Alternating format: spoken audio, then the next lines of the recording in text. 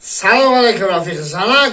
من مگنبا جون اینا با خواست شما، اینا خیلی با صاحب وظیفه، صاحب زن با شما بردبوری توانا میکنه. زنک هیچگاه خسته نباشه و هر وقتی که در میدرم این قانون و قاعده های خانه ما وقتی که در میدرم زنک چوی ما تیار باشه، اوقاتی ما تیار باشه و هر چیزی که شما میخواید ما برای شما تامین میکنیم. یعنی که چکل میگن که مرد باید زنک تامین کنه، آخه است تامین کنه، تعمیر کنه، ریمون کنه، نصیحت کنه و بخورونه بپوشونه چیزی که آرزوهایی که در زندگی دارن، یعنی که عملی کنه. این وابسته به کیه؟ برای شما سلامتی میخواین زنک. این خیلی شما زنکی پربرکت بوده که شما رو ما گرفتیم دوباره، یعنی که ما رو باز وظیفه دعوت کردن. اگر که نصیب باشه زنک ما کردیم. همه ای کار که ما اومدم همه وقتی من خسته‌ام، وقتی من خود دارم، وقتی من میخوام خورم، شما هیچگاه مرا خسته نکنین، عصبمو ویران نکنین، فقط همین عصبمو رو سرکرف کنین. تمام.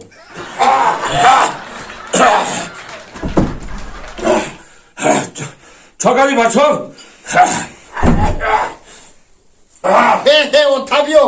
اوتاویو چاکاری بچه خسارت احترام فراموش کنین. اوتاویو چاکاری بچه سازی سلامتی ها خوبه همه طرفات اینجی رحمت کدام تو سلام دادیست کلون جان نغزی سازی سلامتی ها خوبه همه طرفات اینجا رحمت میگو مایده کردم رحمتا الکو بچه هم گوش که گپای ما را گوش که نصیحت های ما را فهمیدی؟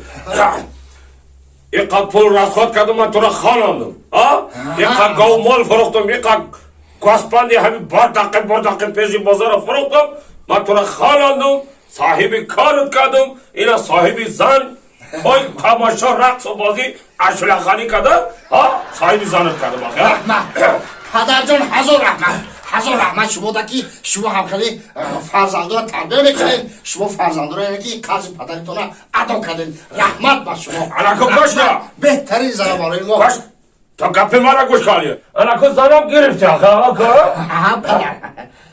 خانه گرم آخه جاگهات گرم آخه زنم گرفتی آخه اینقدر پول و مول و رسخات کردم زنت دادم آخه رحمت پدر جان. الکو با اینقدر گاوای بردقه همی کلان گوسپندای کلان فروختم، صاحب جای کار کردم. رحمت پول قطیق کنم خدمت خلق دیم.